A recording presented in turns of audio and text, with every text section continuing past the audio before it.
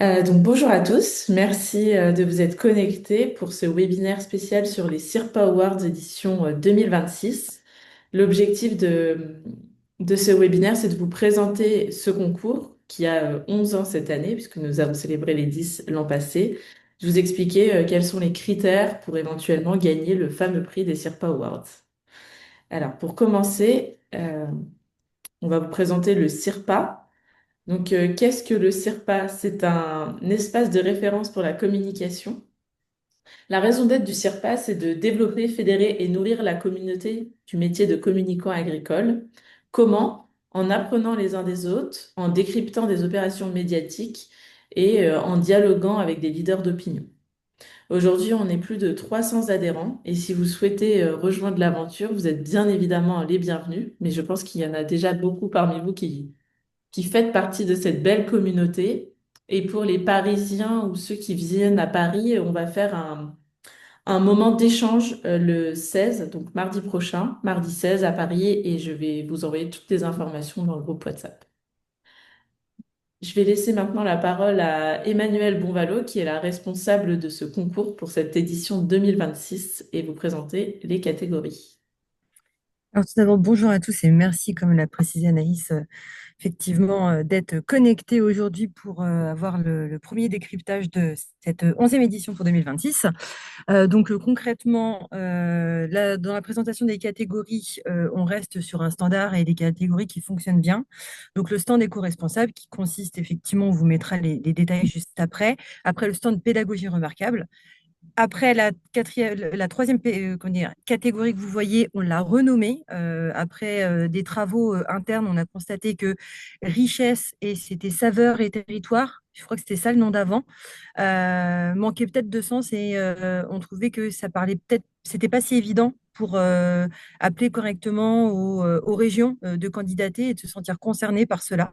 Donc on a fait une nouvelle proposition de nom pour cette catégorie, mais ça reste effectivement dans ce scope-là, et donc c'est saveur et savoir-faire. The campagne de com, comme d'habitude, et bien évidemment, on a conservé le coup de cœur du jury qui permet à plein d'autres personnes qui n'ont pas de stand de tenter leur chance de par un moyen de communication différenciant ou le pas de côté.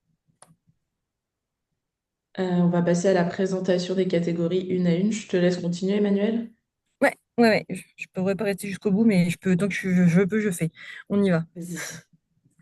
Alors, pour le stand éco-responsable, donc on vous a mis les points essentiels qui font partie de la notation que les jurys feront au moment où ils viendront voir les candidats, les participants au niveau sur les stands. Et donc, les trois premiers points que vous pouvez voir qui sont effet durable et reproductibilité, éco-conception et matériaux durables, gestion des ressources sont les trois points essentiels sur lesquels les personnes souvent se démarquent et sur la notation va être la plus élevée. C'est-à-dire que c'est vraiment dans l'entièreté du stand. On est vraiment sur voilà, une notation purement stand, c'est-à-dire est-ce que c'est un stand que les personnes ont depuis des années, qui renouvellent pour éviter de reproduire des choses en menuiserie? Est-ce que le bois utilisé pour le stand est issu d'une ressource plutôt renouvelable? Est-ce que le standiste est à côté? Est-ce que le standiste fait un système de réappro? Est-ce que la société dans ce stand, je donne plein d'exemples comme ça au hasard, mais pour savoir dans le scope dans lequel vous pouvez être considéré, ça peut être, est-ce que nous, par exemple, on a décidé de travailler avec ce standiste-là parce qu'on sait très bien que dans sa démarche RSE ou comment il fait pour construire son stand, il utilise tel bois et à côté, nous, on reverse tel euro pour replanter des arbres ou des choses comme ça. Ça peut être effectivement dans cet aspect-là au niveau de la gestion des ressources. Bien évidemment, on reste quand même sur un aspect de communication. Donc, en plus du stand de cette partie éco-responsable, bien évidemment, il y a tout ce qui est esthétique et attractivité qui sont à prendre en compte, mais qui seront moindres dans la notation. La clarté des messages que la marque a envie ou la société a envie de partager lors de cette édition-là. La visibilité et l'impact médiatique, c'est-à-dire comment vous faites votre communication, comment vous êtes en effet sur les réseaux, comment vous avez communiqué sur votre présence. Et après, bien évidemment, le point principal qui nous concerne tous en étant au sein du CIRPA, c'est la mise en valeur de l'agriculture et quel est votre rapport, vous, dans l'agriculture, grâce à votre communication, pour qu'on comprenne parfaitement ce que vous faites, comme on est différents acteurs avec des choses très différentes. Et le champ des possibles est vraiment là aussi quand on est au SIA. Est-ce que vous avez des Continue. questions sur... Attends, je voulais Ah savoir. Est-ce que vous oui. avez des questions sur le stand éco-responsable ou pas, ou est-ce que c'est clair? Ça a l'air plutôt clair. C'est bien, on est en petit comité, donc vous pouvez être très libre de prendre la parole.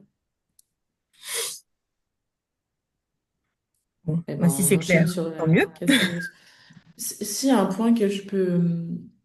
là, on vous présente toutes les catégories, mais n'hésitez pas, si vous avez un doute, à candidater à plusieurs catégories.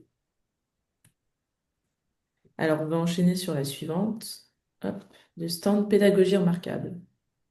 Alors, pour celui-ci, on reste encore dans le scope en priorité qui reste le stand avant tout. Donc, c'est-à-dire comment vous avez fait la communication sur votre stand, sur effectivement des aspects très pédagogiques, c'est-à-dire pour des sociétés qui, là, c'était Merci les algues. Donc, c'est-à-dire, est-ce qu'il y a un atelier pédagogique? Est-ce que le discours autour des algues, autour de la recherche, autour de la science, a eu effectivement une meilleure vulgarisation pour s'adapter à différents publics, comme le SIA est quand même un salon grand public? C'est est-ce que vous avez des messages adaptés aux écoles, aux enfants, aux particuliers, aux professionnels dans la vulgarisation de la présentation de ce que vous faites dans votre discours? Après, c'est est-ce que pour un public plus jeune ou est-ce que vous recevez des écoles? Est-ce que vous avez fait des invitations? Est-ce que vous avez des animations pédagogiques pour montrer des choses visuelles? Moi, je dis ça parce que par exemple, chez Timacagro, nous, pour montrer le pH du sol, on a souvent, nous, quand on fait des ateliers sur des publics différents, des petites animations pour expliquer le fonctionnement du pH standard, qui est très SVT, qu'on a tous connu à l'école, mais qui reste quand même un élément essentiel, très éloigné de nous, de notre partie innovation, mais c'est un peu la base de tout pour nous permettre de comprendre comment fonctionne le pH. Ça va être plutôt des choses comme cela.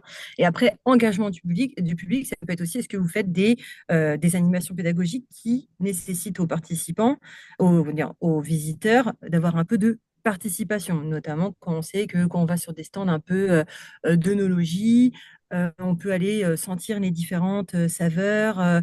Est-ce que ça sent le cuir? Est-ce que ça sent le lisse? Est-ce que ça va sentir le beurre? Donc, des choses qu'on peut retrouver quand on fait une dégustation de vin. C'est un peu ça. Est-ce que on peut aussi proposer dans cet engagement du public de participer, de donner leur avis? Et c'est un peu lié à l'animation pédagogique, mais c'est trois points clés qui vont faire que votre participation, effectivement, aura plus d'impact et en termes de notation aussi. Et on retrouve effectivement d'autres aspects déjà vus dans la première catégorie, comme l'esthétisme et l'attractivité, la visibilité et l'impact médiatique, qui sont exactement les mêmes scopes, comme expliqué au préalable, et également la mise en valeur de l'agriculture dans la partie pédagogique. Est-ce qu'il y a des questions sur sur cette catégorie stand pédagogique? Bon, je pense que tu es plutôt clair. On va continuer sur la nouveauté 2026, donc saveur et savoir-faire, qui était anciennement richesse et et saveur des territoires. C'est ça. Donc, comme expliqué en préambule, en effet, dans le groupe de travail qu'on a mis en place, on a quand même constaté que dans cette catégorie-là, le nombre de participants était aussi relativement faible. Et on s'est reposé la question et on s'est remis en question, est-ce que le nom de cette catégorie-là n'est pas assez attractif? Donc, on a revu, on a brainstormé ensemble et on propose pour cette 11e édition d'avoir comme thème saveur et savoir-faire afin de permettre aussi aux sociétés qui sont sur des schémas jusqu'à des produits finis ou des chambres d'agriculture ou des sociétés de région, voilà, comme la région Bretagne, la région Normandie, de mettre en valeur effectivement leur savoir-faire et ce qu'ils ont au sein de leur territoire et d'avoir aussi des personnes sur leur stand pour valoriser tout ça. Donc là, il y aura deux catégories qui sont davantage intéressantes pour eux, qui vont surtout être la valorisation du patrimoine régional et c'est pour ça qu'on pense, nous, essentiellement à tout ce qui va être région Occitanie, des choses comme ça, parce qu'il y a toujours des stands. Et eux aussi, ils font de la communication et eux aussi, en fin de chaîne, ils sont quand même liés à l'agriculture. Et après, c'est aussi la transmission du savoir-faire, c'est-à-dire comment ils peuvent expliquer si quelqu'un sur le stand de l'Occitanie, par exemple, va expliquer comment il va faire son foie gras ou des choses comme ça. C'est comment, effectivement, ils font une transmission du savoir-faire en mettant en avant les éleveurs et les agriculteurs de leur territoire. Et après, sur le reste de la notation, on va également être sur tout ce qui va être esthétisme, clarté des messages, visibilité, impact médiatique et mise en valeur de l'agriculture. Donc, c'est étroitement lié. Et pour la clarté des messages, on pense, nous aussi, cette année, à bien vérifier dans cette catégorie-là sur la clarté des messages. Ça va être aussi la traçabilité, comment ils font, le schéma de transformation. Si on va vraiment être sur un schéma de produits finis. Aussi, on est sur la valorisation de la région, comment ils font pour valoriser correctement leur région de par différents impacts médiatiques tout au long de l'année, mais également davantage sur le stand et sur le SIA. Mais on va dire que ça ne prend pas en compte que leur stand. Ça va être un schéma plus global pour cette partie-là. Oui, puisqu'il est vrai que les années précédentes, c'était beaucoup de stands de régions ou de territoires d'outre-mer qui étaient lauréats. D'ailleurs, l'année dernière, c'était la région Normandie qui a gagné ce prix. Et là, on voulait un peu élargir le spectre, comme le disait Emmanuel, pour valoriser tous les producteurs qui sont dans le hall des régions. On va poser la petite question. Est-ce que vous avez des questions sur cette thématique? Non. Eh bien, continuons sur la dernière thématique officielle qui est The campagne de com. Alors, pour cette quatrième catégorie, là, l'objectif est vraiment de valoriser, en plus du stand, mais vraiment dans un scope très global, c'est l'ensemble de la communication réalisée en amont, en aval au maximum, pour comment on a présenté notre présence au SIA, quel est le message qu'on a décidé de mettre en avant lors de notre présence au SIA, si la communication présente sur le stand répond bien aux objectifs et ce qu'on avait identifié au préalable en amont, que ce soit sur le site internet, sur les réseaux sociaux ou via des retombées presse, en fait, pour les candidats de cette catégorie-là.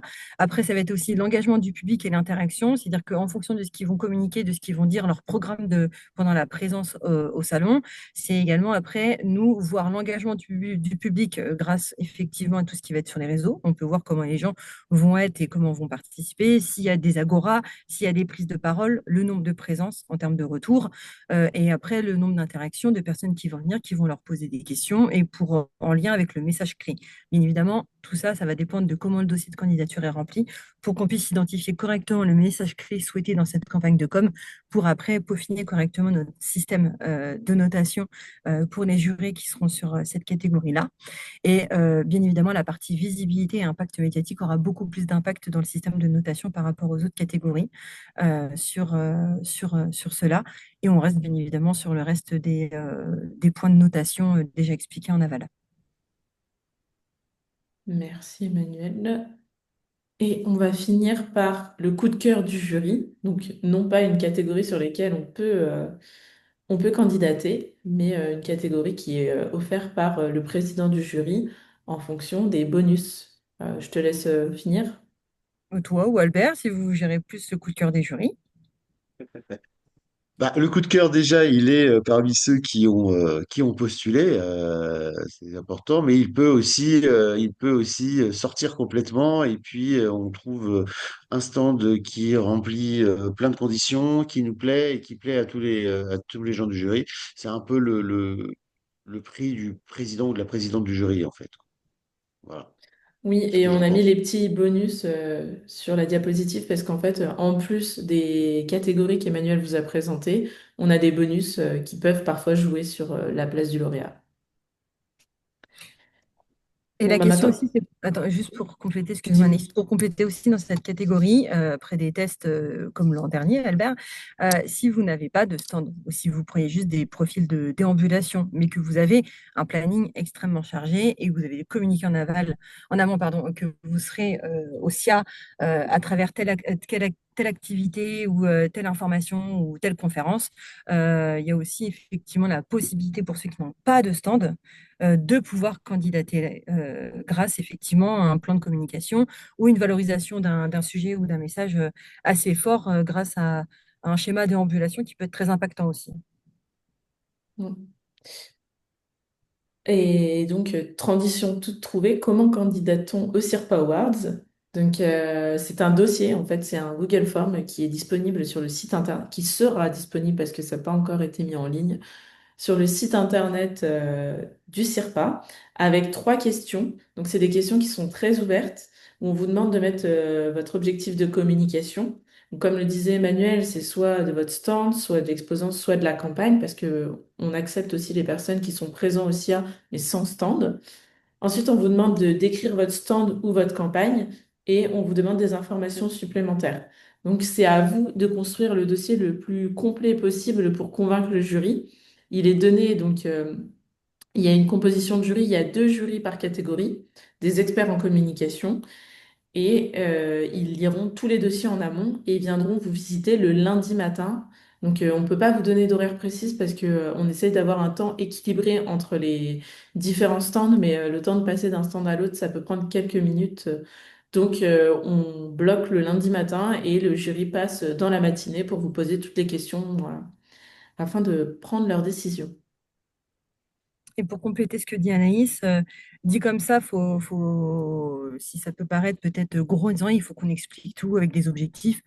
Moi, l'ayant fait l'an dernier, sans stand, sans rien, en retour d'expérience pour Team Macagro, du moment que votre plan est fait en interne, que les objectifs de communication sont déjà calés chez vous en interne, comment vous allez faire votre stand en amont, avec tout le temps de préparation que ça nécessite pour être présent au SIA, dès que ce travail interne est réalisé, concrètement, le dossier de candidature prend vraiment très peu de temps, puisque vous avez déjà vos éléments internes qui sont, je suppose, bien évidemment, pour tout le monde, préparés en amont pour faire valider tout ça à toutes vos directions. Donc, bien évidemment que dit comme ça, préparer un dossier complet, ça peut paraître lourd, mais en réalité, c'est votre travail interne qui est, une fois validé par vos directions, tout simplement repartagé et à vous de remettre, si vous le souhaitez, des éléments complémentaires pour rendre cela beaucoup plus attractif ou impactant. Et je voulais Question. interpeller, je ne sais pas si Karine, tu nous écoutes attentivement, mais on a Karine Meyer qui participe et qui est l'ancienne présidente du CIRPA qui a fondé les CIRPA Awards. Donc, si tu as quelques mots à nous partager. Oui, bonjour, je suis désolée, je suis pas en caméra parce que je suis en voiture, en déplacement, donc j'essaye quand même de regarder ma route, mais je sais pas si vous m'entendez bien. On t'entend parfaitement. Oui, très Bon, bien. super. Non, bah écoutez, je suis ravie de voir que cette belle aventure perdure, en tout cas, ça me fait chaud au cœur. J'espère qu'il y aura beaucoup de candidats et j'encourage tous ceux qui nous écoutent et plus largement à y participer parce que je trouve personnellement que le travail fourni par tous les communicants pour ce salon n'est jamais assez valorisé et par Comme Exposium ou même par l'interne parfois. Ça nous demande un énorme investissement et je trouve ça tellement important de nous récompenser. Donc ça, c'est le premier point. Et j'ai une petite question par rapport au dossier. Les candidatures sont-elles payantes? Non, elles ne sont pas payantes cette année. D'accord. Donc, Ça fait plusieurs années qu'on a arrêté la version payante des ok. inscriptions. Donc, on est vraiment sur une volonté d'être reconnu, de participer et voilà, de faire partie de ce beau concours. Ok, bah écoutez, c'est très bien. Bon, j'avais suivi pour les années suivantes, mais je me suis dit d'une année sur l'autre, je ne sais pas comment le dossier évolue, donc c'est une très bonne chose et au moins j'espère que ça encouragera un maximum de communicants à participer. Eh Moi, ben, j'avais merci une autre beaucoup. question. Oui. Est-ce que si on est exposant aussi à pro, on peut aussi participer? Ah oui, c'est pas réservé qu'au SIA, hein. D'accord? Enfin, le SIA Pro fait partie du SIA. Donc, Ok, les deux fonctionnent. très bien. Merci. Est-ce que vous avez des questions supplémentaires? Ouais. Merci. Je sais pas si ça a été dit, mais du coup, la date limite, c'est quand? Enfin, est-ce qu'il y a une date limite? Oui, alors déjà, on va vous révéler le nouveau logo des SIRP Awards. Les candidatures ouvrent à partir du 6 janvier et la date de clôture des candidatures sera le 13 février. Ok, merci. Vous aurez de toute façon quelques relances. Oui. Oui. Parce qu'on sait que le salon arrivant, en général, on met ce dossier là de côté et on se dit qu'on le fera plus tard. Et en général, ils sont faits dans les 2 dernières semaines, quoi. Donc, si on peut vous aider à même monter les dossiers avec vous, vous conseiller sur le remplissage du dossier ou quoi, n'hésitez pas à nous solliciter, que ce soit Anaïs, que ce soit moi, que ce soit Emmanuel. Et puis comme ça, on peut essayer de gagner un petit peu de temps. On a ça qui est mis de côté et puis on peut passer à autre chose, quoi. Moi, c'est un dossier qui est plutôt simple à remplir. C'est vraiment les questions après du jury qui peuvent jouer. Et que dire de plus? On Bah, est ravis il faut faire d'organiser. attention. Il faut Ouais, faire attention au moment de la présentation, quand le jury passe, qu'il y ait quelqu'un sur le stand ou en ouais. tout cas quelqu'un qui puisse rencontrer et qui porte le message qui a été porté sur sur le dossier d'inscription. S'il y a un décalage entre les deux, c'est ce qui peut arriver quelquefois. Finalement, la personne qui a postulé n'était pas là le jour J et le message est mal passé. Et donc, finalement, ils n'ont pas gagné alors que, ils auraient pu être numéro un de la liste, mais le message a été mal transmis, en fait, quoi.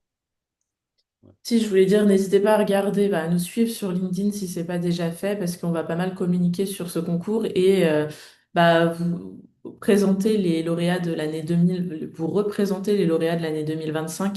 Comme ça, vous pourrez voir un peu ce qui a fait qu'ils ont pu remporter le prix. Eh ben, écoutez, si vous n'avez pas d'autres questions, je pense qu'on va clôturer ici. C'est important quand même à souligner, comme l'a dit tout à l'heure Karine, c'est quand même un concours qui est en co-organisation avec le Sénéca et le Salon de l'Agriculture.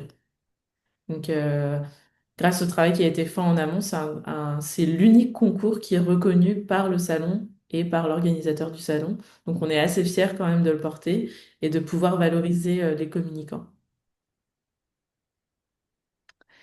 Bon, on va clôturer sur ces belles paroles. Merci à tous de vous être connectés. Et puis, un replay sera disponible parce qu'on sait que sur les fêtes de fin d'année, c'est plutôt compliqué de se connecter. Donc, merci beaucoup. N'hésitez pas si vous avez des questions. Et je vous souhaite une bonne journée.